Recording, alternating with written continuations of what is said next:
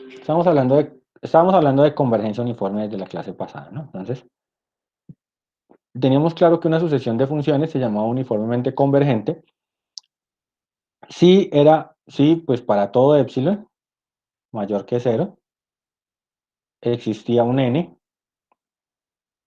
de tal suerte que si n era mayor que Sn y x pertenecía a S,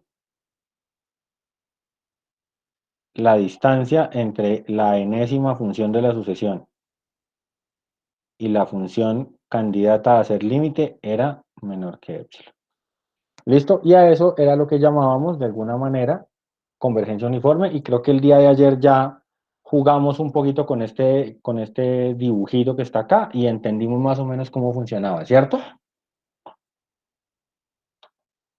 O sea, esa idea de la bandita que recubre a las funciones, pues está más o menos clara.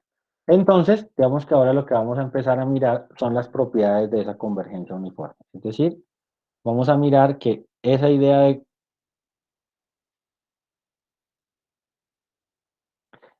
de convergencia uniforme pues debe cumplir unas propiedades, ¿listo?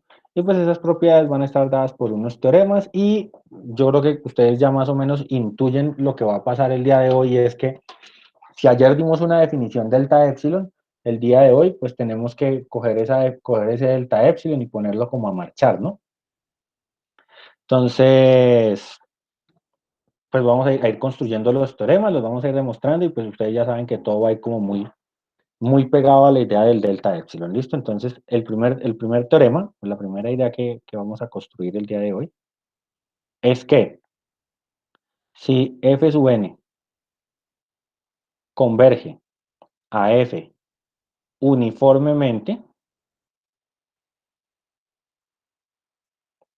en S, y cada f sub n es continua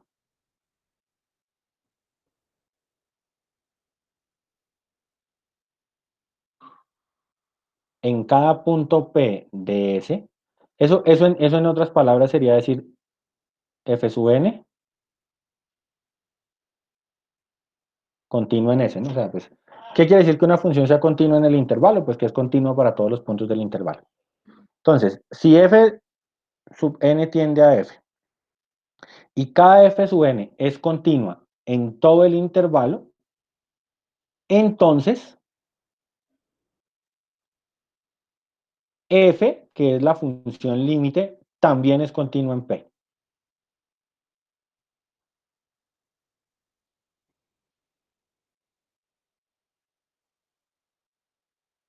¿Eso qué quiere decir? Eso es lo que coloquialmente yo nombraba la clase de ayer, o en las clases anteriores,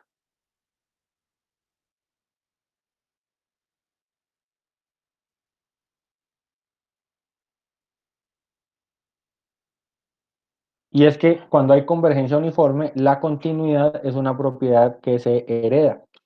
¿Qué quiere decir que se hereda? Que,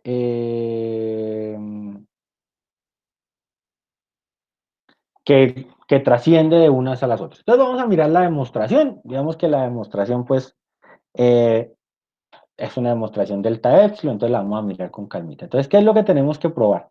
Que para todo epsilon existe una vecindad alrededor de P, de tal manera que esto suceda. Eh, cuando yo escribo eso no es del todo claro, porque a usted le hace falta el delta, ¿sí? Entonces vamos a tomar ese primer renglón y lo vamos a desglosar en un dibujo para entenderlo mejor, ¿vale? Entonces, ahí lo que le dicen es que tiene que probar que para todo epsilon mayor que cero existe una vecindad, un entorno de P, tal que si X pertenece a ese entorno de P, intersecado con S,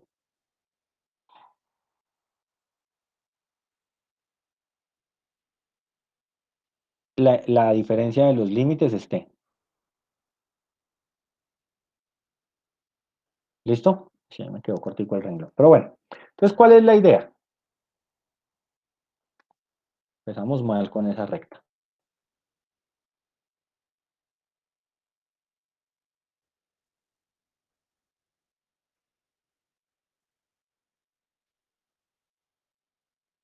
Entonces ahí está. ¿Listo?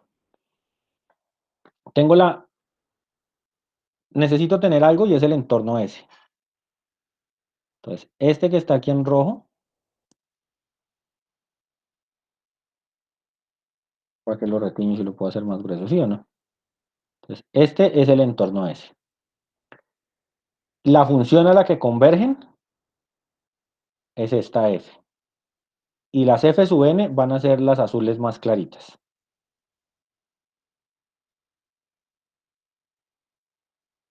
¿Listo? Entonces, estas hilitos azules que yo estoy haciendo acá, estas azules son las F sub n. ¿Estamos más o menos claros? Y entonces, ¿qué es lo que le están diciendo? Para todo epsilon. Entonces, pongamos un epsilon en el dibujo.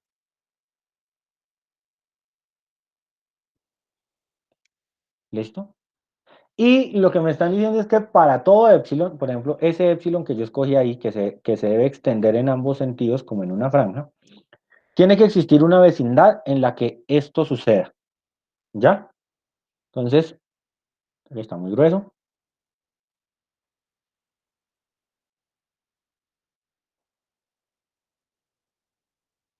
¿Mm? Entonces, lo que necesito es que exista. Ah, bueno, necesito un punto P también.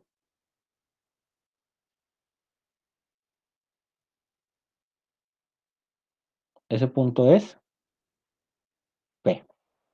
¿Listo? Entonces, para todo epsilon, tiene que existir una vecindad acá que cumpla la definición del límite para todos. Es decir, tiene que existir por acá. Este conjuntico que yo acabé de hacer acá, ¿quién es?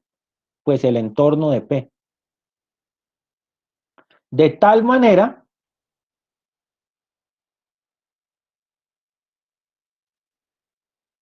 que para los que están en este punto, las funciones azulitas estén a una distancia menor de epsilon de la función límite.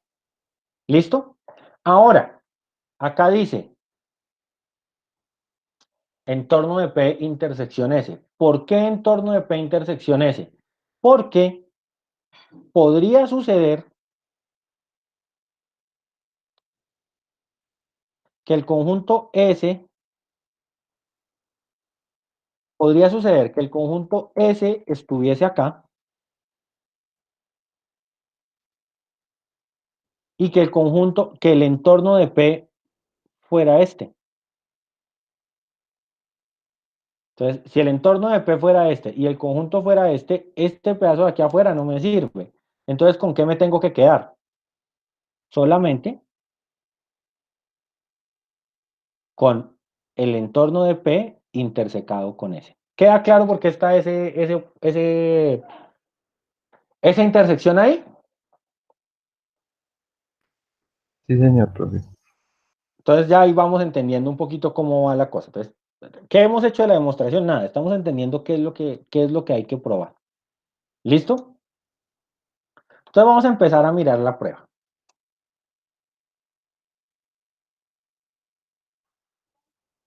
Dice, existe un entero n, y eso lo sabemos porque dado, o sea, dado un epsilon, existe un n tal que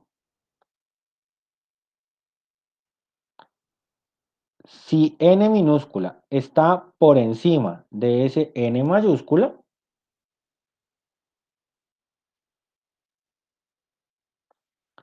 esto sea menor que epsilon para todo x en S. ¿Sí o no? Y entonces, ¿qué de diferente estoy escribiendo yo con respecto al libro?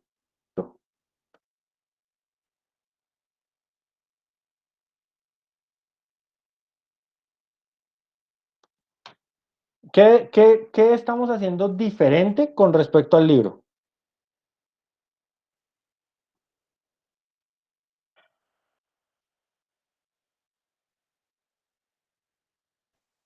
Que en el libro ponen esa un tercio de epsilon. Ajá, muy bien. Y ustedes y yo ya sabemos, como estudiantes de matemática, uno ya aprende eso. Cuando el libro dice epsilon tercios, quiere decir que la demostración no, o sea, a usted en ningún lado se le va a ocurrir el epsilon tercios. ¿Sí o no? Eso no se le ocurre a uno. A uno se le ocurre epsilon. Entonces vamos a hacer la demostración con epsilon y al final de la demostración, ¿qué tiene que aparecer? Si yo empiezo con epsilon, al final del ejercicio, ¿quién tiene que aparecer?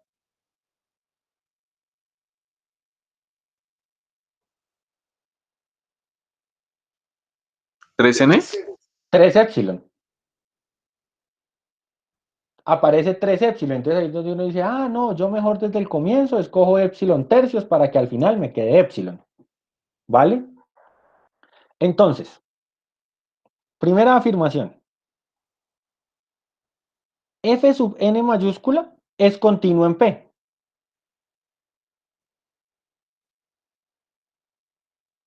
¿Por qué razón? Porque por hipótesis todas las F sub n son continuas. ¿Y qué quiere decir que F sub n minúscula sea continua en P? Pues que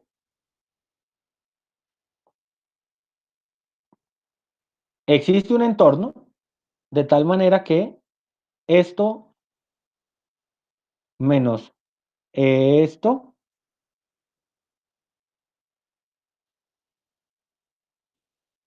sea menor que epsilon. Eh, yo sé que hay un punto, bueno, lo voy a aclarar por si no quedó evidente del anterior. Cada vez que usted dice que existe un entorno,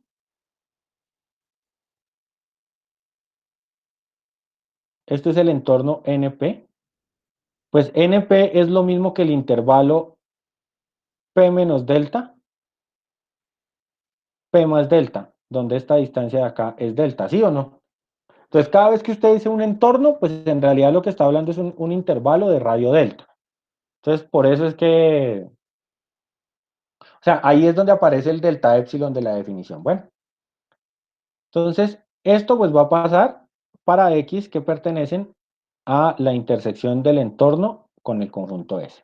Bien, entonces, ese es como un primer punto. Entonces, esto es menor que epsilon, esto es menor que epsilon. ¿Sí o no? Y entonces, ¿qué debe suceder para todo X que esté en el entorno, en la intersección del entorno y el conjunto S? Pues voy a coger f de x menos f de p. ¿Qué necesito mostrar? Necesito mostrar que eso es menor que epsilon. ¿Ya? O sea, necesito mostrar que eso es menor que epsilon. Y para mostrar que eso es menor que epsilon, pues voy a usar un truco algebraico. Y es que voy a sumar y restar dentro de esta expresión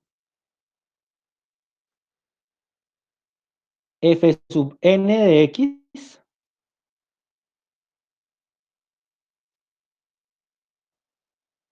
y voy a restar y sumar f sub n de p. Perdón, n mayúscula.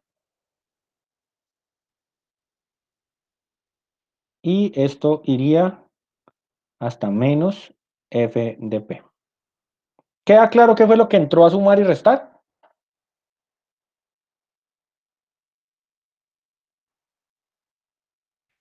Sí, señor profe. Entonces es entrar a sumar y restar. Hay dos objetos que están similares. ¿Y ahora qué hay que hacer? Pues aplicar desigualdad triangular en esas parejitas.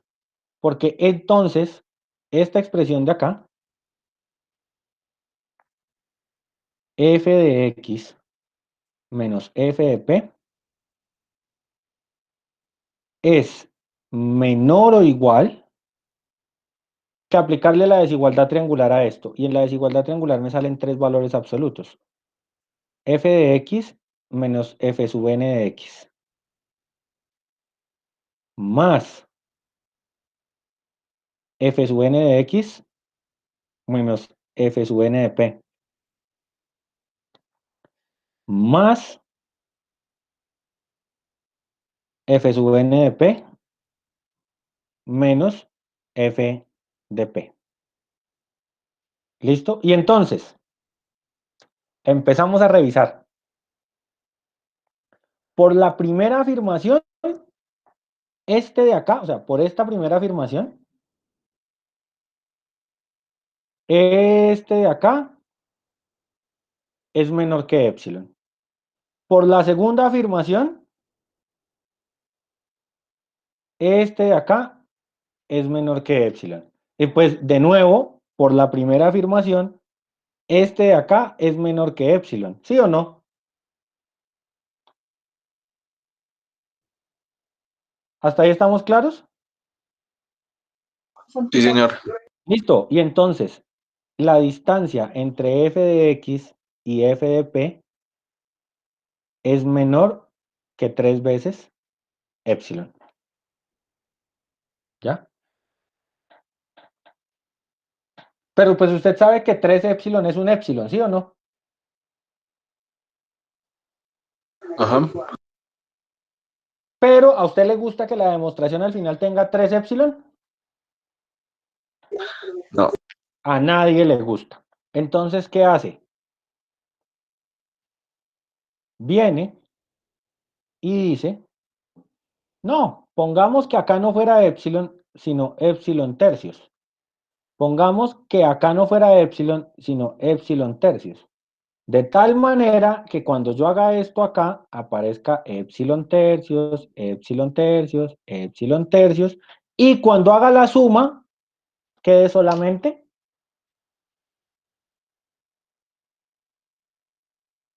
epsilon. ¿Sí o no?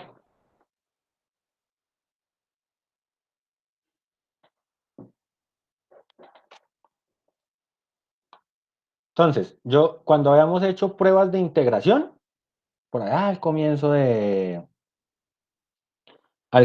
qué? Al comienzo del curso, cuando hacíamos las pruebas de integración definida y toda esa vaina, yo les había explicado a ustedes esto, ¿no? Y es que en realidad uno nunca, o sea, cuando usted lea el libro y el teorema diga, no, es que el valor absoluto de f de x menos l es menor que raíz de 3 epsilon sobre 8. Pues a nadie se le ocurre que el epsilon sea eso es carreta. Usted pone epsilon al comienzo de la demostración, hace toda la manipulación, se da cuenta de que le salió al final y entonces se devuelve y arregla tal y como lo hicimos acá. ¿Listo? O sea, esto es lo que sale, este es el detrás de cámaras del libro, pues que uno tiene que tener claro. Entonces, miren que ese teorema ya le garantiza a usted acá algo, y esto es digamos que este es un caso acá de aplicación del teorema. Hablando de qué, hablando de aplicaciones, ahorita les voy a mostrar algo que es aplicación real de las matemáticas, como para que cerremos la clase y se den cuenta del poder de la matemática aplicada. Entonces, mire que si los valores de la función son sumas parciales de otras funciones, ¿ya? Pues acá eso se lo aclaran. Entonces acá digamos, imagínense que las f sub n sean sumatorias, me faltó la x.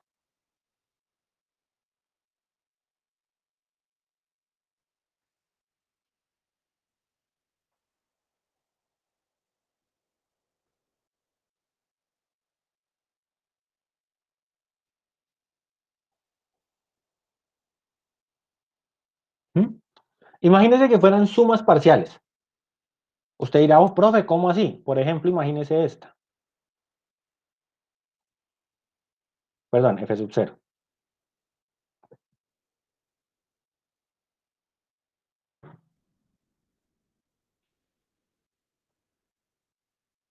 ¿Esto que yo estoy escribiendo acá se parece a la situación que está a la izquierda?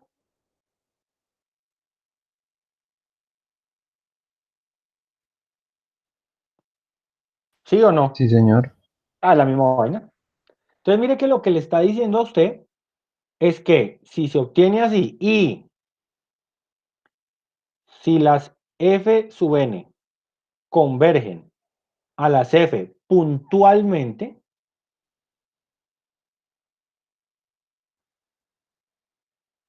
si la convergencia de las f sub n es puntual, diremos que el límite cuando n tiende a infinito de las f sub n de x, o sea, f de x, es igual a la sumatoria para acá desde 1 hasta infinito de la u sub k de x. Es decir, si hay convergencia puntual, la serie infinita, pues es el límite. Ahora, si f sub n converge a f uniformemente, pues pasa lo mismo. El límite cuando n tiende a infinito de las f sub n de x, que es un f de x, resulta siendo la sumatoria para acá desde 1 hasta infinito de los u sub k. ¿Cuál es la diferencia? Que en este caso, este límite es límite puntual y este es límite uniforme. Y ya sabemos cuál es la diferencia entre puntual y uniforme, ¿no? O sea, ya pudimos ver de la clase pasada cuál es la diferencia entre decir yo converjo puntualmente o yo converjo uniformemente. ¿Listo? Sí, señor. Es,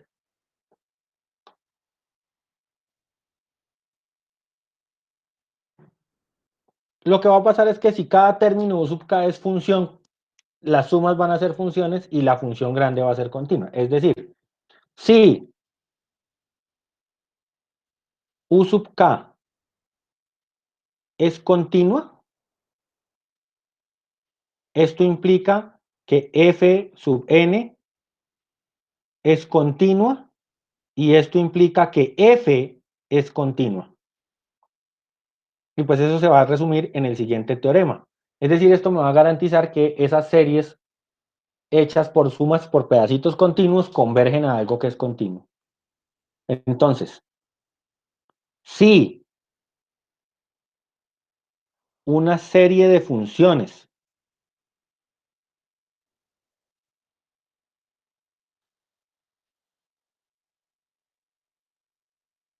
converge uniformemente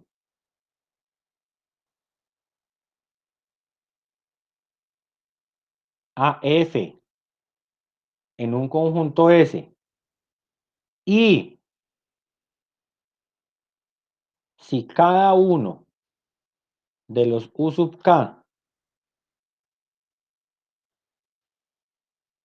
es continuo en P, entonces f es continua en P.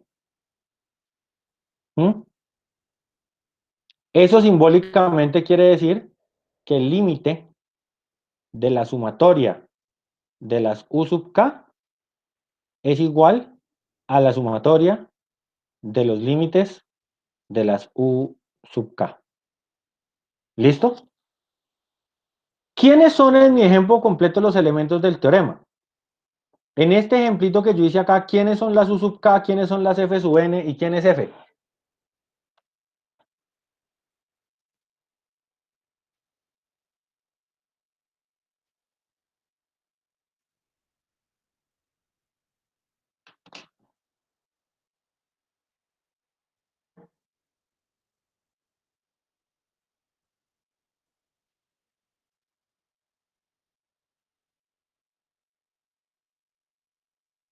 ¿Quiénes serían?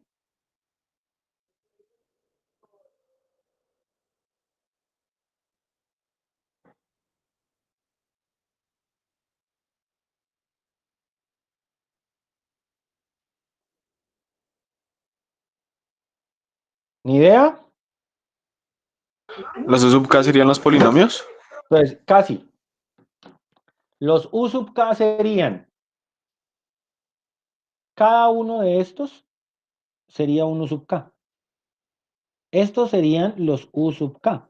Ah, Esta ok. sería la f sub n. ¿Y quién sería la f? ¿E a la X? La exponencial, muy bien. ¿Listo? Entonces, ¿ya quedó claro esa parte?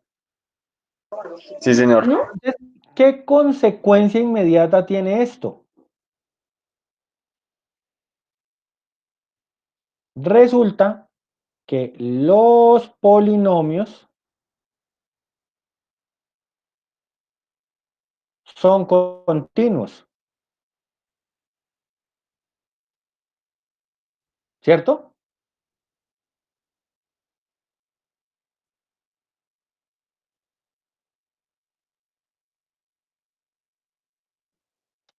En particular las funciones de la forma x a la n, ¿sí o no?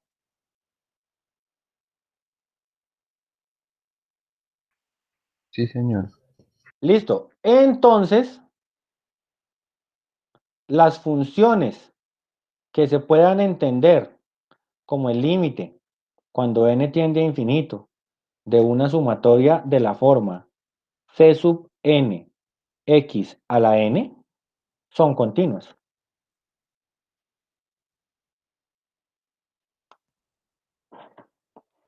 ¿Estamos o no?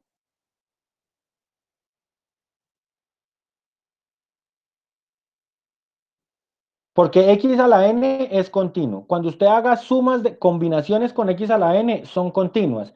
Y si hay convergencia uniforme o puntual, en ambos casos aplica. Sí, aunque bueno, dejémoslo en el caso que estamos estudiando. Si hay convergencia uniforme de estas sumatorias, esa convergencia uniforme debe preservar la continuidad. Entonces, esta de acá es continua. ¿Sí o no? Automáticamente, ¿quiénes ya o de qué funciones tendríamos ya como una intuición de justificación para la continuidad?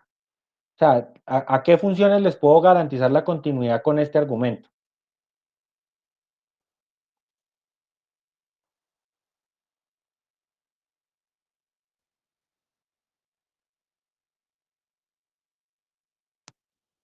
¿Exponenciales?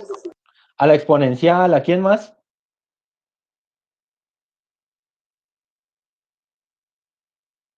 ¿A seno y coseno? Seno, coseno. Entonces miren que ya empieza a salir como la idea, ¿no? O sea, ya empieza a aparecer la idea de que esas funciones que ustedes compuso como polinomios de Taylor, como los polinomios son continuos, pues van a generar continuidad. ¿Sí? Entonces ya empieza uno a entenderle a esta teoría por dónde es que se le encuentra la aplicación. Vamos a mirar ahora qué pasa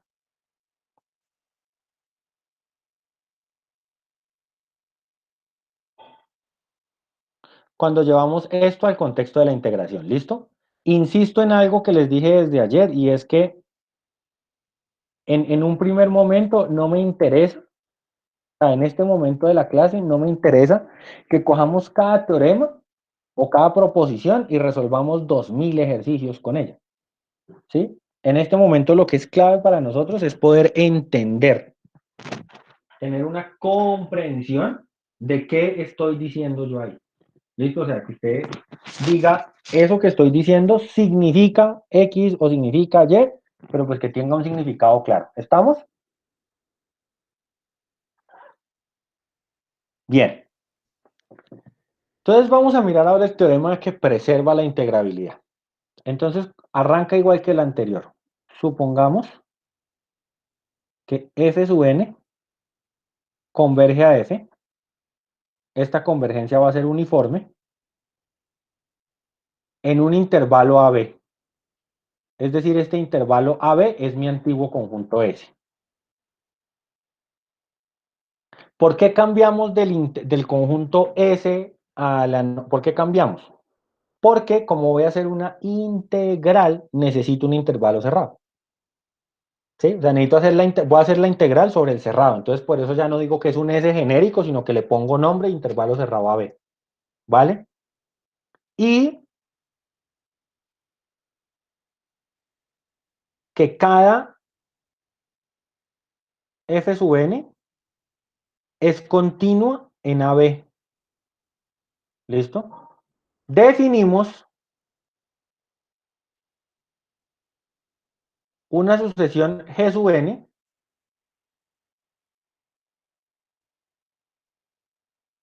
tal que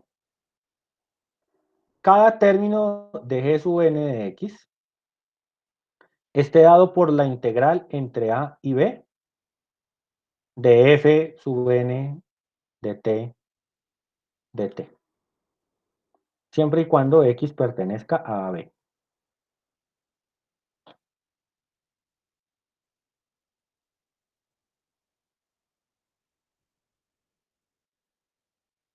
Upa, me quedó el borrador pegado.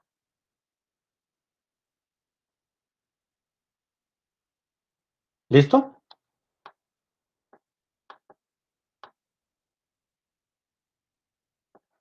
Y pues vamos a poner que g de x, es decir,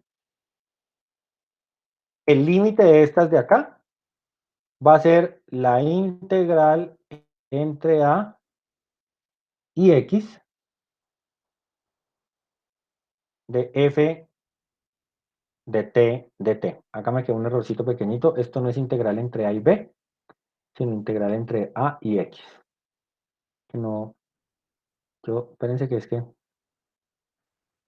les voy a pedir acá 10 segunditos de paciencia.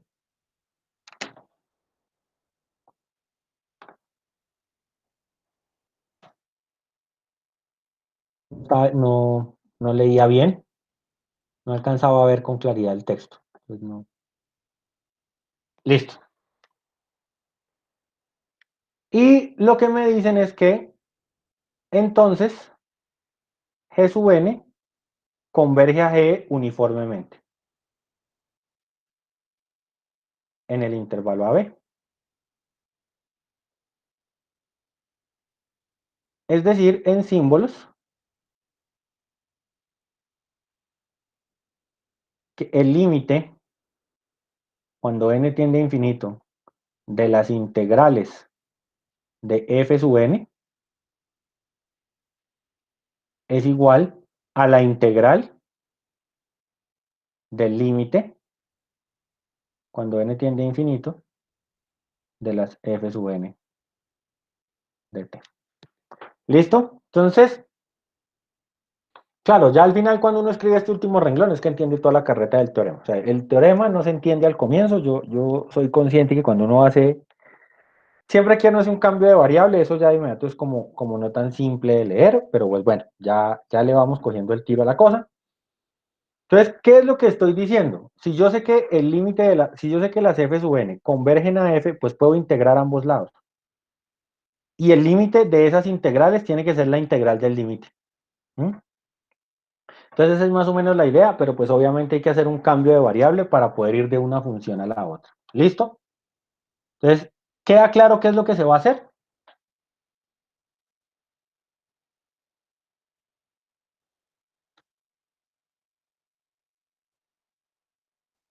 Más o menos, profe. Vamos viendo. Digamos que la idea, o sea, yo les voy a, aquí antes de hacer la demostración.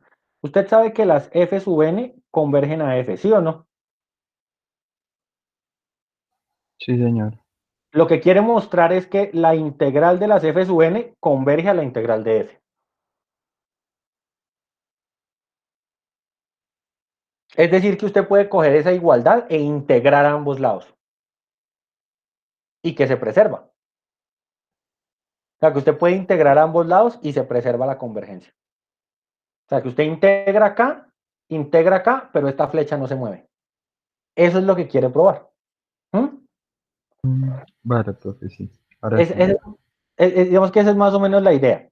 Lo que hicimos ahorita, de hecho, ¿qué fue lo que hicimos ahorita? Lo que hicimos en el ejercicio anterior era, a sabiendas de que f sub n converge a f, hacer esto.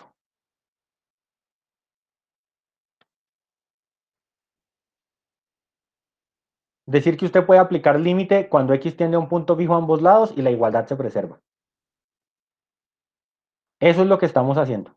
Garantizando que usted puede aplicar un operador a ambos lados sin perder la propiedad. Y entonces acá dice, la demostración es muy sencilla. Dado epsilon mayor que 0,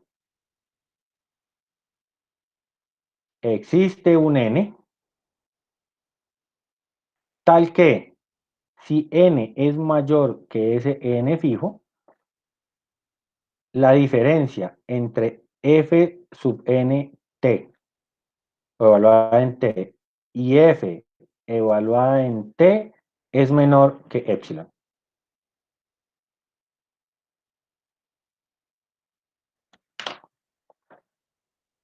Y ya saben qué va a pasar, ¿sí o no?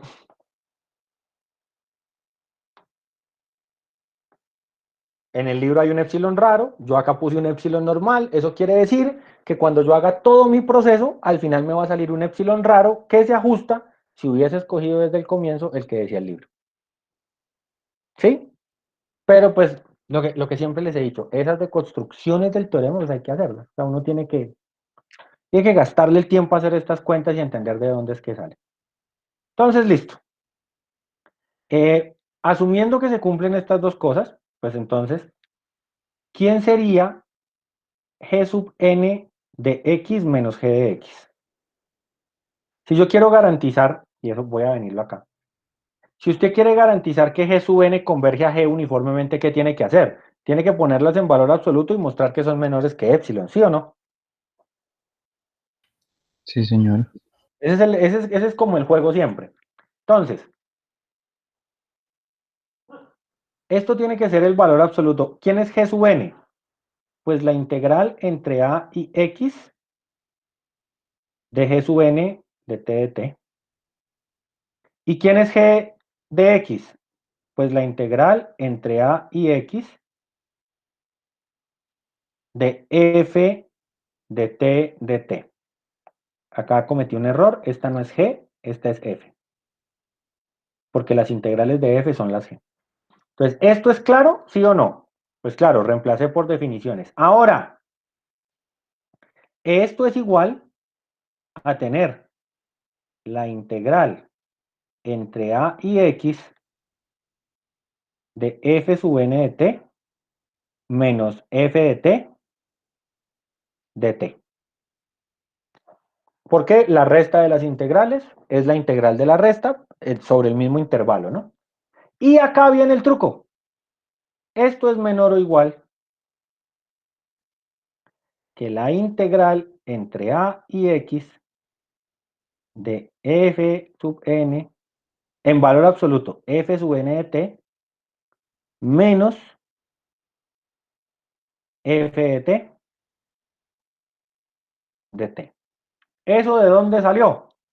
De un teorema que nosotros demostramos por allá en el primer corte, que decía que el valor absoluto de la integral entre a y b de f era menor o igual que la integral entre a y b del valor absoluto de f.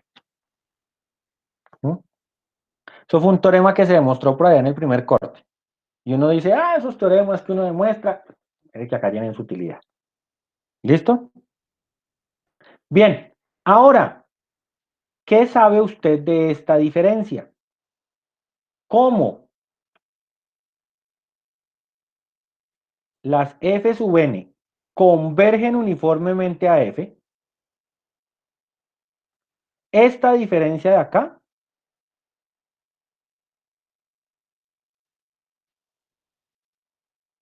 tiene que ser menor que un epsilon. ¿Sí o no? Porque la definición de convergencia es que esa distancia es menor que un epsilon. En ese sentido,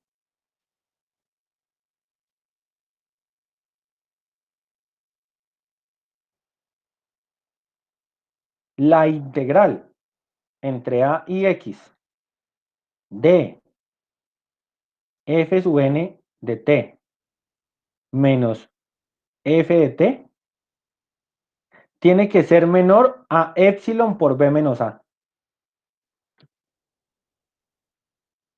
¿De dónde salió eso? F sub n menos f de t es una función. Esta es la función f sub n de t menos f de t. ¿Y qué le están diciendo a usted? Que entre un valor a y un x que está entre A y B, la diferencia de esas dos funciones es ¿cuánto? La diferencia entre estas dos funciones debe ser menor que ¿quién siempre? Que epsilon, ¿no? Epsilon. Y en la gráfica, entonces, ¿dónde está epsilon?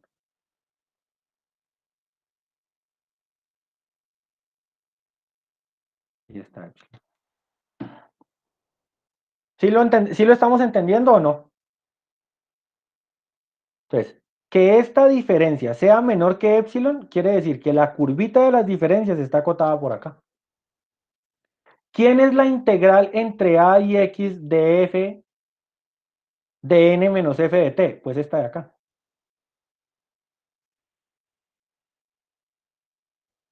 Esta de acá es la integral entre a y x de f sub n de t menos f de t de t.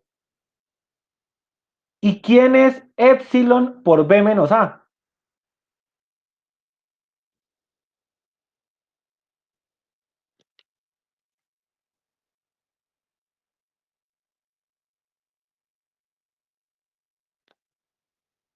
Ahí en ese dibujo.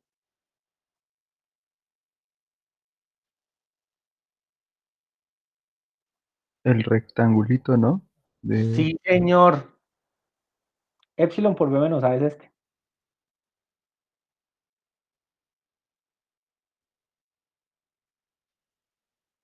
¿Y si se da cuenta que esto es mayor que esto? Sí, señor. Y si x, perdón, y si este x se siguiera moviendo hacia aproximarse a b, ¿esa desigualdad deja de ser cierta? No, señor. No, de hecho, el valor máximo es si x vale b, que sería la integral, y estaría acotada por epsilon b menos a. ¿Ustedes se acuerdan cuando utilizamos este truco antes?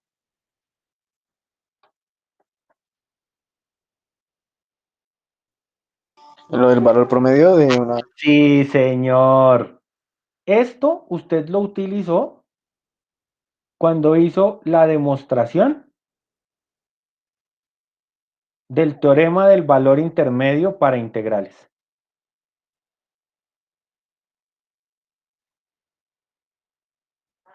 Cuando usted demostró el teorema del valor intermedio para integrales, hizo esto.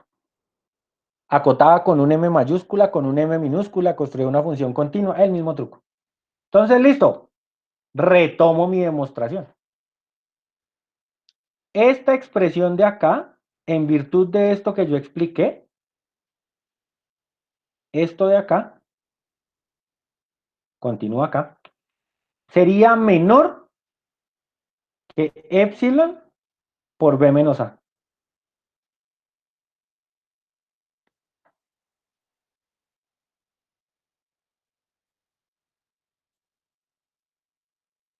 ¿Sí o no? ¿Estamos o no estamos? Sí, señor. Listo. Y entonces ya se dio cuenta por qué el libro al comienzo coloca en las hipótesis que esta diferencia tiene que ser menor que epsilon sobre b menos a.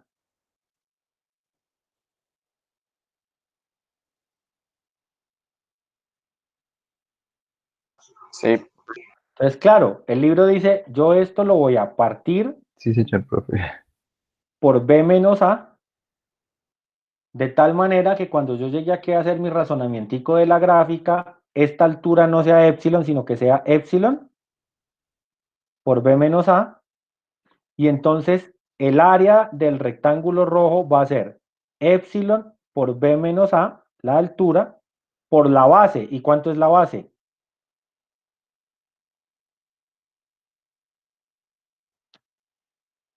Y entonces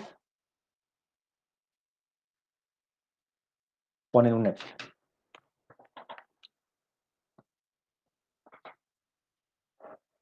¿Sí quedó claro? sí, señor. ¿Listo? Entonces ya, ¿qué mostré ahí? Pues que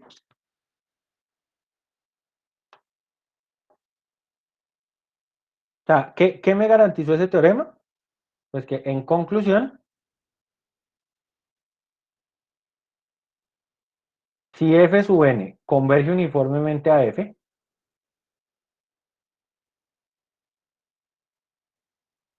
las integrales de las f sub n convergen uniformemente a la integral de f.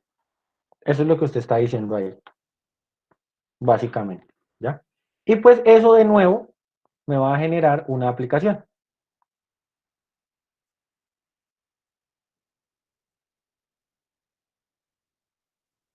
Y es ese teorema escrito en términos de serie. ¿Cómo así escrito en términos de serie? Entonces, suponga que una sumatoria de términos U sub k converge uniformemente a una función f en un intervalo AB.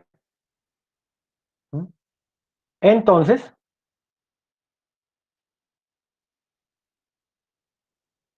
el límite, lo voy a escribir de una vez, el límite, cuando n tiende a infinito, de la sumatoria de las integrales de los U sub k es igual a la integral del límite, cuando n tiende a infinito, de las sumatorias de los U sub k.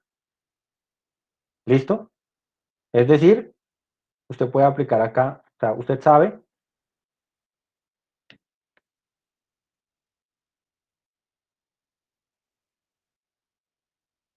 en otras palabras, usted sabe que el límite, cuando n tiende a infinito, de la sumatoria de los U sub k es igual a f. Y entonces lo que le está diciendo a usted este teorema es que usted puede aplicar, pues este es el límite de eso, es decir, que usted puede integrar esto e integrar esto. Y la igualdad se mantiene. Puede integrar adentro o integrar afuera y eso se va a mantener. ¿Listo? Entonces, que este palito, ¿por qué uno dice que el palito de integración se mueve? Porque la integral de f es la integral del límite cuando n tiende a infinito de la sumatoria de los u sub k. Es decir, este señor que está afuera puede entrar. O ese señor que está adentro puede salir. ¿Ya? Entonces lo que está diciéndole el teorema es que usted puede coger la serie y la puede integrar término a término. ¿Recuerda haber hecho eso antes?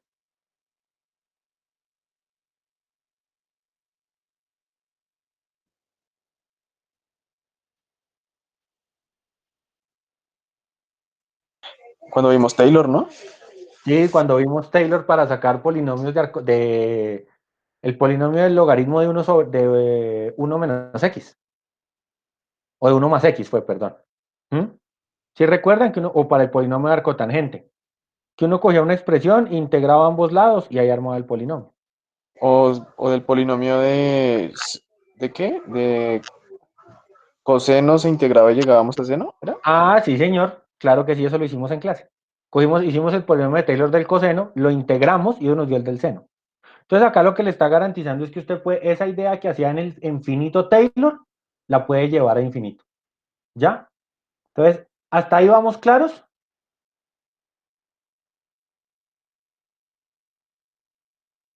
Sí, señor. Sí, señor. Pues bueno, mire que hasta ahora, y esto aquí es una cuestión importante.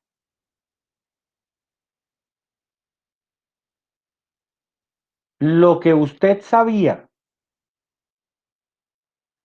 para este problema pasa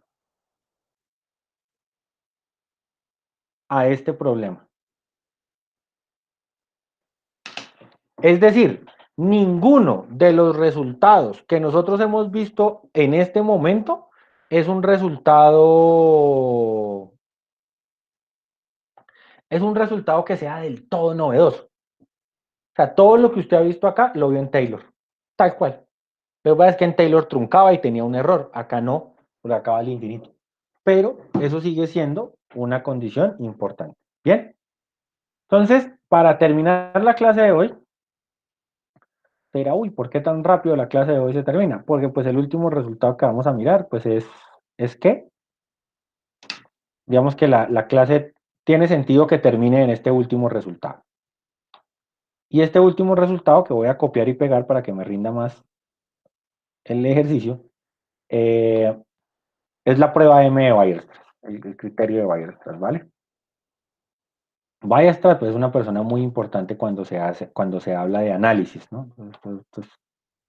Todo esto es una cuestión de análisis y ya, pues Weierstrass ahí es importante. Yo alguna vez creo que les había contado ya que a Weierstrass le debemos la definición delta epsilon de los límites.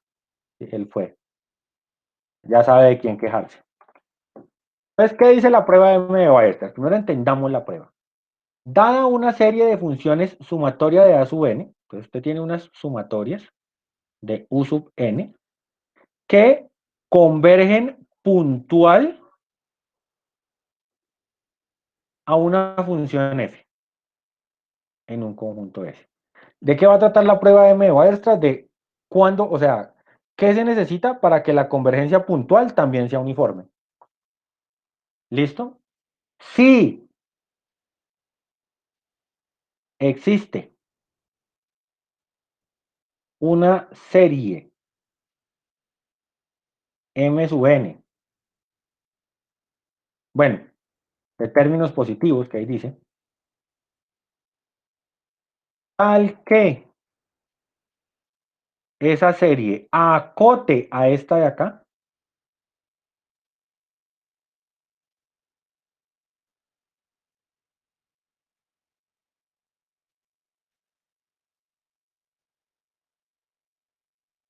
entonces la serie U sub n converge uniformemente en S. ¿Ustedes recuerdan el dibujito que yo les hice ayer de x a la n entre 0 y 1 y por qué entre 0 y 1 no era convergente? Sí, señor. Que se los dicen desmos. ¿Se acuerdan que si x era mayor a la raíz enésima de epsilon, ahí ya usted no lo podía meter en la bandita? Sí, señor.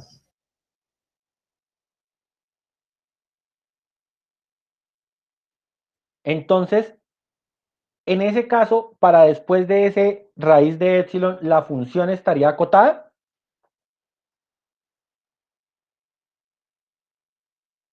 ¿Habría un m sub n que acotara la función en ese pedazo?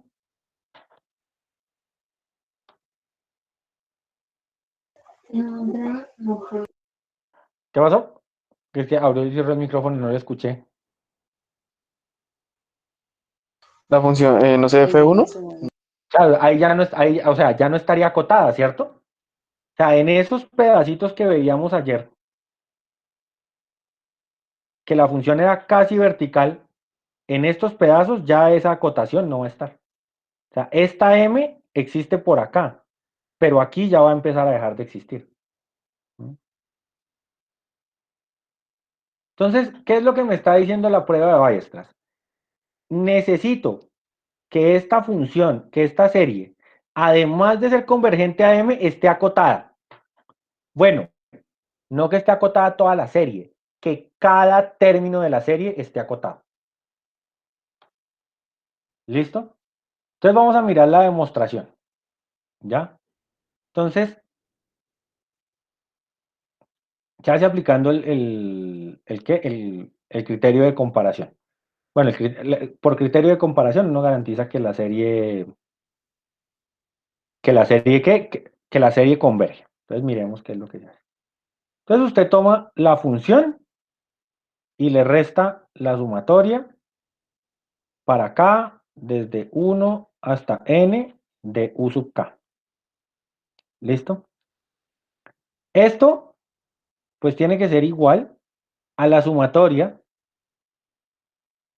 desde n más 1 hasta infinito de u sub k. ¿Es esto claro, sí o no?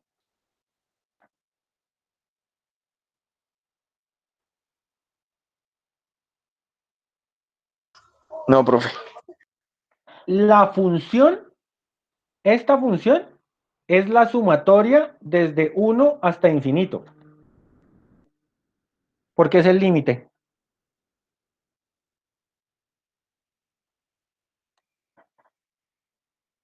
Y esta es la sumatoria desde 1 hasta n, y las estoy restando.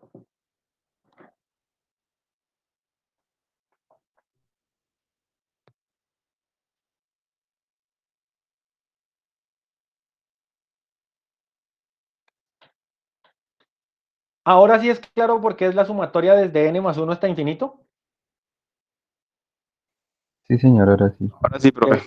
Hago la resta. Es que lo que yo siempre les he dicho a ustedes, nada de lo que está en el libro es evidente ni es obvio. Todo hay que mirarlo con calma. Listo. Ahora, esto de acá, esto va a ser menor o igual que la sumatoria desde n más 1 hasta infinito del valor absoluto de los u sub k. ¿Cierto o falso? ¿Y por qué?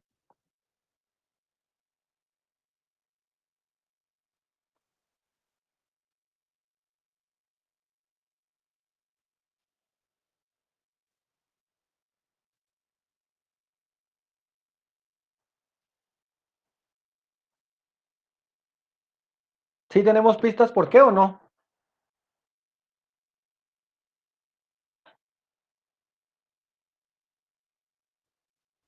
O sea, sí, profe, pero no sabría cómo. Desigualdad triangular. Ah, claro. Sí, porque es o sea, que el valor absoluto de la suma sea menor que la suma de los valores absolutos, es la desigualdad triangular.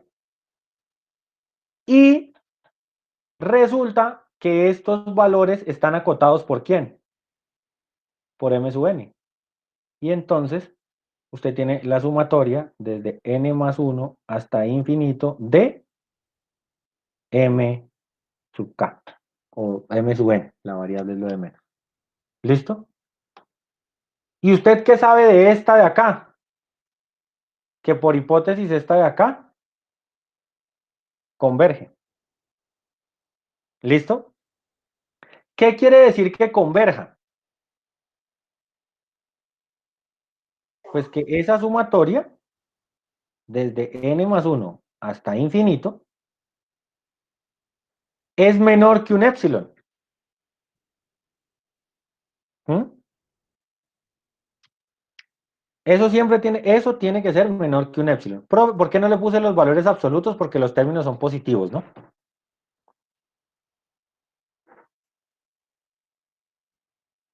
Como los términos son positivos, pues no es necesario, no es necesario poner el valor absoluto. Y con esto, pues lo que estoy mostrando es que a esto se le puede poner acá un menor que épsilon. Y en resumen,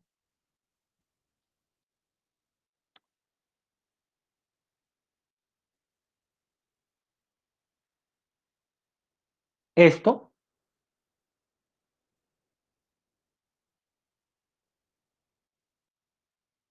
es menor que épsilon. Pues porque esto es igual a esto, menor igual que esto, menor igual que esto, menor que esto. Pues entonces esto de acá es menor que esto de acá. ¿Listo?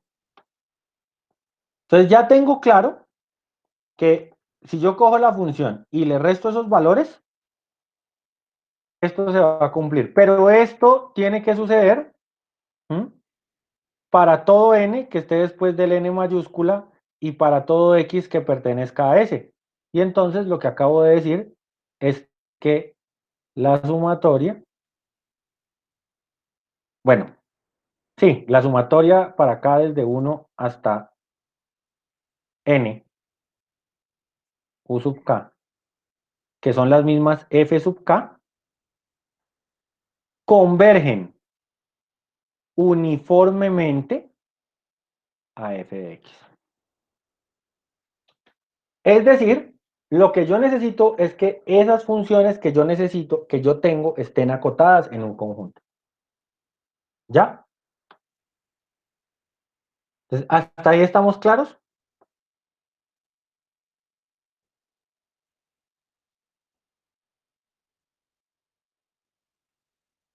Sí, señor, profe. Entonces, en la medida que los términos de los términos que yo tenga estén acotados por una serie convergente, la sumatoria que yo tengo, la serie de funciones que tengo, va a ser convergente.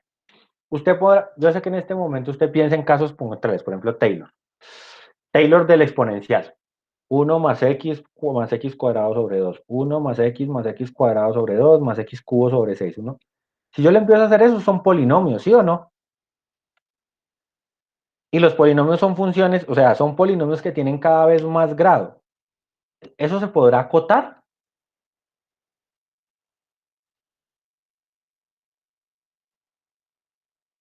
O sea, cuando uno empieza a pensar en eso, ¿será que eso sí tiene pinta de estar acotado? Y si usted piensa en las gráficas de los polinomios de Taylor, ¿eso tiene pinta de estar de tener una acotación? No, señor. ¿Cierto que no? Entonces aquí es donde me toca ponerme antifilosófico, ¿sí? Que a usted los filósofos y toda esta gente de la autoayuda y demás, siempre le dice que muchas veces por ver el árbol se pierde el bosque, ¿cierto? Acá yo necesito al revés, necesito que se pierda el bosque y mire solo el árbol. ¿Por qué? Porque usted coge todas esas funciones, si yo empiezo a pintar esos polinomios, este, y usted, claro, usted dice, uy, profe, eso se va por allá para infinito. Acuérdese que todo se hace sobre un conjunto S.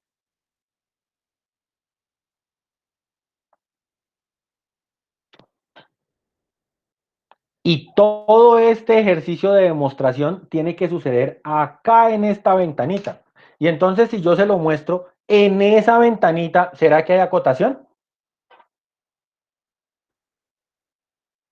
Sí, en esa sí. Ya la cosa cambia. Entonces, sí, aquí Ujú. le toca, acá le toca hacer al revés del filósofo. Acá le toca dejar de ver el bosque y mirar solo el árbol. ¿Ya? Y entonces, digamos que esto es lo que va a garantizar las series. ¿Por qué hago esta reflexión final? Porque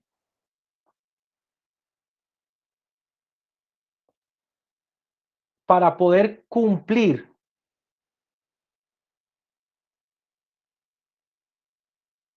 la prueba M o criterio, como la quieran llamar, de Weierstrass,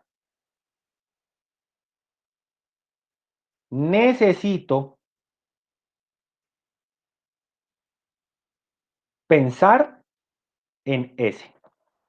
Es decir, para que yo pueda en la vida real hacer eso, necesito mirar el conjunto sobre el cual quiero aproximar.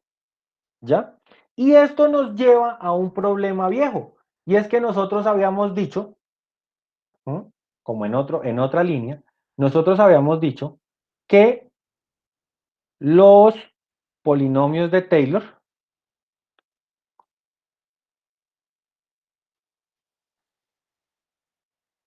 aproximaban localmente. ¿Sí o no? Y entonces esto empieza a tener conexión. Porque es que Taylor aproximaba, pero Taylor aproximaba cerquita de donde se calculaba el polinomio. Y acá lo que me están diciendo es que la prueba M me garantiza que haya una convergencia uniforme, pero para esa convergencia uniforme yo necesito encontrar un conjunto S en el que yo logre encontrar esa acotación. Finalmente, si usted me dice que hay un conjunto S, es que el problema es local.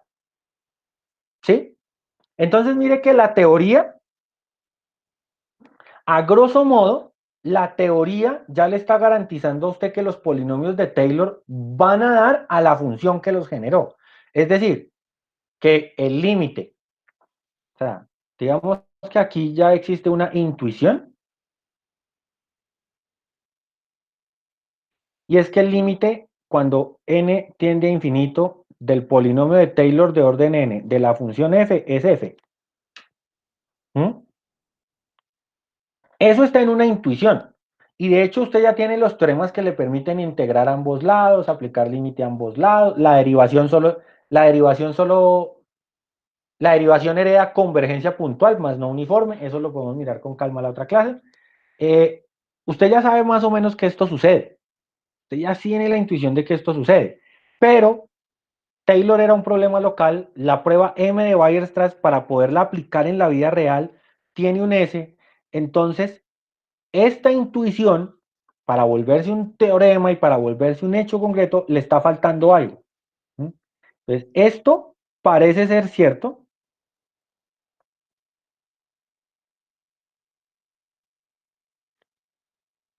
En un S apropiado. ¿Listo? Parece que eso sucede, pero tocaría buscar un S apropiado. Y un buen candidato de S, parece que yo aquí voy a poner algo.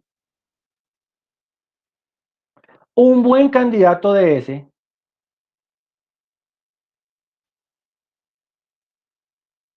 es una vecindad de A. Es decir, usted los polinomios de Taylor los calculaba centrados en alguien siempre, ¿cierto? Centro en 0, centro en 1, centro en donde fuera, pero el polinomio de Taylor se calculaba centrado en un punto.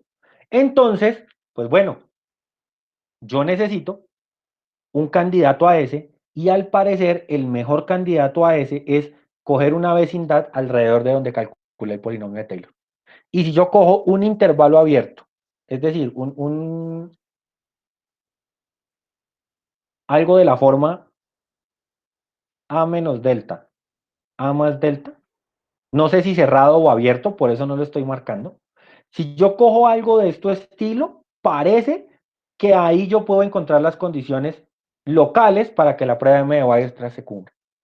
¿Listo? Y eso nos va a llevar mañana a entender el círculo de convergencia.